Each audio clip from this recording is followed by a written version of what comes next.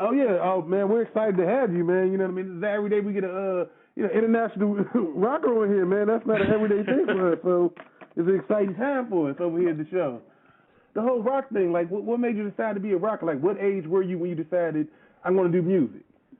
Oh wow. I was pretty young. I would watch music shows on TV, and my parents would listen to music, and I would always like to sing along with it. And I got some great attention for it from my friends and family and whatnot. But I think I was about 13 or 14 when I Mm-hmm. really decided to go for it, and that's because a band that was big back then, a rock band, was Skid Row, and the lead singer Sebastian Bach. My older sister and all her friends used to just sit around and talk about how hot he is, and I said, well, Mm-hmm. I better get in on this if I want to get if I want to get girls like my sister's friends. So Yes, I think indeed. it was about 13 or 14. Now, what is it like being on the red carpet? Because I know you made quite a few red carpet appearances. What's that feeling like when you step on that red carpet with the cameras flashing and the ladies going crazy? What's that like? Well, it depends on how much attention you're getting, because there are times where you get on the red carpet and there's somebody more famous ahead of you or behind you, and then it gets pretty stressful, because then you gotta deal with security guards moving you around, and your publicist trying to talk to people and nobody paying attention to you, and you're getting pushed through like cattle. So those stressful times. Then there's those times where you get on the carpet and people are screaming your name, and microphones are reaching out to your face, and there's big lights in your face, and that's really exciting. And of course, you got to be on your game, just so you don't say anything stupid, because it's live. You got to look good and hit your talking points in real Mm-hmm. time. Oh wow! So let me get this straight. So like if say you're on the red carpet and Brad Pitt or Tom Cruise shows up, they just move Yeah. you out of the way. Hey Tom. Oh Hey yeah. Brad. Absolutely. Even if you got interviews booked, when the bigger stars show up, I came on the carpet one year. I hit with Usher, and we Ooh, teamed okay. our That's yeah, it was really fun. We teamed our entrance together. We both had this Lamborghini endorsement for the day, Mhm. and it was awesome to come in together. And then we started going into interviews, and obviously everyone needed to grab Usher way, way more than they did me, right? So I had to stand there and for probably a good 15 minutes and wait for him to get done with everybody before I could go on through, and because otherwise Usher steals everybody's limelight. I mean, who Oh doesn't man, want to yeah, talk that to is Usher? Usher. Yeah, that's just pretty huge. He's pretty huge. I understand where you're coming from. Well, I mean, yeah. So this year, are you have some nominate? You're considered for some nominations with the Grammys this year as well. Well, the voting process for the actual Grammys, for the regular Grammys, hasn't started yet. So those submissions will hit later this summer, and then they'll vote on those to see who gets on the final nomination ballot. But I have some considerations for nomination for the Latin Grammys, and they will vote on those down to those final 5 to 10 nominations, hopefully in the next couple months here. Oh, okay, sounds good. Now tell me and the listeners what is Rockstar Recipes? Are you some sort of cook or what? Rockstar Recipes, man, that keeps coming up. I'm a crazy eater on the road, and because I spend most of my life on the road, I Mhm. refuse to eat Wendy's and McDonald's like everyone else on my crew. So you gotta look good, right? And I still want to have my tofu and greens and whatever healthy stuff I can get, and that's impossible on the road. Impossible. You don't want to overindulge in like fast food, right? That it's gonna be Yeah, hard to like stay in absolutely, shape man. with that, right? You got to stay in shape, and you got to have your wits about you, and you got to go to bed early and wake up right, and you can't have Wendy's and McDonald's hangovers, right? And Exactly. so Rockstar Recipes were basically healthy recipes that I came up with over the years on stuff that I could actually cook out of hotel rooms and hotel room microwaves. Oh And wow! So you yeah, actually made a book with like this just from stuff that you made like microwavable and using in different like hotel rooms. That is absolutely, really absolutely. interesting. And I wasn't going to publish it. It's just my friends were always wondering, what crazy stuff are you eating now?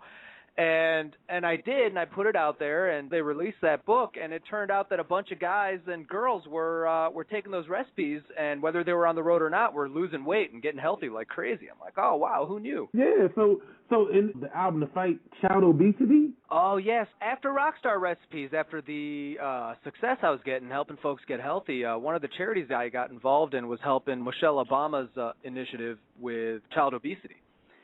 And so I and some friends, we put together an album called Fit Kids, Healthy Kids, Happy Kids. And that's basically a children's album for little kids to, get started early in eating right and exercising and doing fun stuff. And mommies and kids can get together and work out. Hey, yeah, that makes sense to me. You want to keep the kids healthy as well, and I think Michelle Obama's doing a wonderful job with that. She's I see her all over the place, with that whole campaign for the to keep the kids healthy. So I think that's a great movement to be a part of. And man, like even on the book cover, you look like a rock star, man. Like did you have how, did you have to work at that, or you just started growing your hair one day and it grew out, and then you just became a lifestyle, or what is that a lifestyle? It's a lifestyle thing, man. I mean, I'm really lucky, being of East Indian background. People kill for that hair and make weaves out of them, right? So I'm real lucky that grows naturally out of my head. Do you have a stylist? Not every day. Not every day. On big events, I get styled, and there's product endorsements. So on big events, somebody will come up and be like, all right, hey, we got to put this silky stuff through your hair and make sure you plug it. But, on a day-to-day basis, it's just using good products in your hair and shaking it out. I'm telling you, headbanging from rock music is really good for your hair. I hear that. Yeah, I see that you're in an upcoming comedy movie called Eternity. Could you tell us a little bit about that? Eternity, oh man, that was a fun movie. Yeah, I was only on set for that movie for a couple days.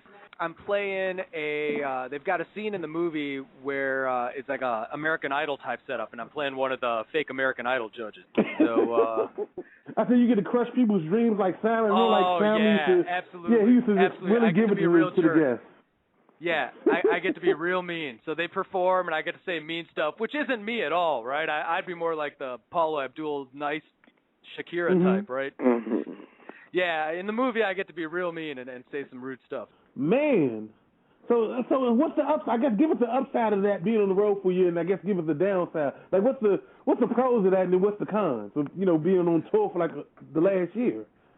Well, the pros is I get to live out of hotel rooms, and that's fun. I don't care what anybody says. I got some friends who are like, I'm tired of hotel rooms. I want to go home. I'm a single dude, man. I like being in a different room every time and people cleaning up after me. I mean, that's cool. And the traveling, I get to see some really neat stuff. I mean, I got to see Thailand, Vietnam, stuff that I would have never gone to. So that's definitely the big upside. I mean, I got to see some really cool stuff, and I got to stand up in a Vietnamese wedding. I would have never seen that stuff. And I was best man in a Vietnamese wedding, man. It was really cool. Okay, right on. It was really cool. I got to hold a big a dead orange chicken for a good hour. It was fun, man. that is definitely I would have different. Never gotten able to do if I weren't a musician. Now, on the not so good side, tell us about the other side of it from being on the road. The not so good side is it's almost impossible to be in a relationship when you're on the road. So there are times where I meet a girl where I'm like, oh my God, this girl's amazing, and I may get to see her for a week and then I'll probably never see her again, or at best see her a few months later if she's decided to stick around. That's probably the hardest thing. Have you had anyone want to stick with you and roll with you, like a groupie or anything like that? Why would you want a groupie rolling with you? Well, I wouldn't be in the groupie, but, you might want to use a better term than groupie. I mean, it takes a pretty open-minded girl to be on the road with a musician, let me put it that way. I hear that. Oh, yeah, exactly, because, I mean, women, I mean, I would think that would be a problem for any woman, you guys are trying to, have a serious relationship, and you got women just, you step off the tour bus, or you step out into the show place, or and the women is going crazy. That's going to bother the average woman, or most women, Yeah, and even if I'm all right with commitment. Oh yeah, exactly. It's just part of the life. Without a doubt. You heard that, ladies? He's not only a platinum selling international rock star. The guy's single over here. You better